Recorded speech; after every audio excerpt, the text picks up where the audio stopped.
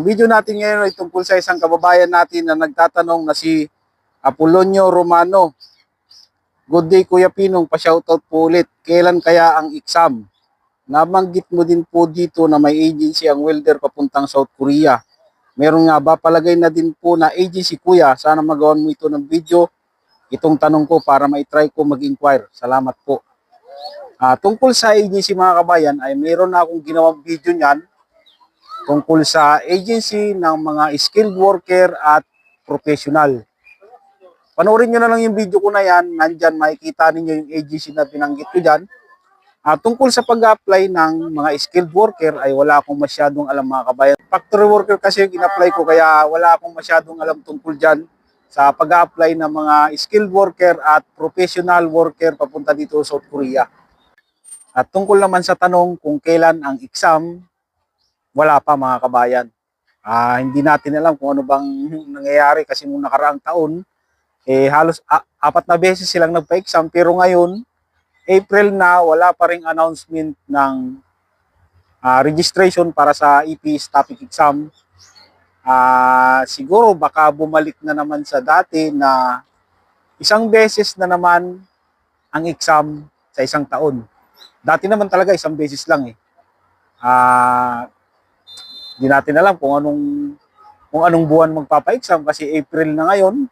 Baka ang mangyari nito, baka mga June na sila magpa-exam. Kasi hanggang ngayon wala pang balita tungkol sa registration para sa EPS topic exam. Basta hintay-hintay na lang tayo kasi pabago-bago kasi ng batas ang HRT Korea. Kahit naman dito, walang permanente, magugulat ka na lang na may mga binabago. Palagay nating isang beses na lang ang exam sa isang taon, ang EPS topic exam. Mas maganda na rin yung ganun kasi para biglaan na lang. Baka bumalik sa dati na kumbaga mga 50,000 o 60,000, 40,000 yung pinapapasok nila sa registration at pagalingan na lang talaga. Mag-aral mabuti para malaki yung tsansa ninyo na pumasa sa EPS topic exam. Ganun na lang, hintay-hintay na lang tayo kasi hindi talaga natin alam kung kailan dadating yung registration para sa EPS topic exam. Habang naghihintay, aral muna, ganun na lang talaga. Alam nyo naman, paulit-ulit yung sinasabi sa inyo ng pag-apply dito sa South Korea ay walang kasiguraduhan. Kaya hintay-hintay na lang tayo.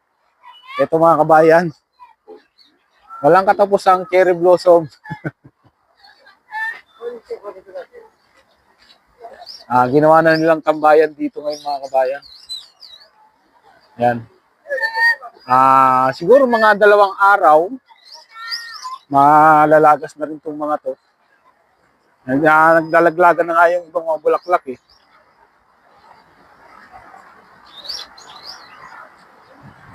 Ayan o. Walang magawa sa bahay, malapit lang naman dito eh. Kaya dito na lang yung tambay-tambay muna.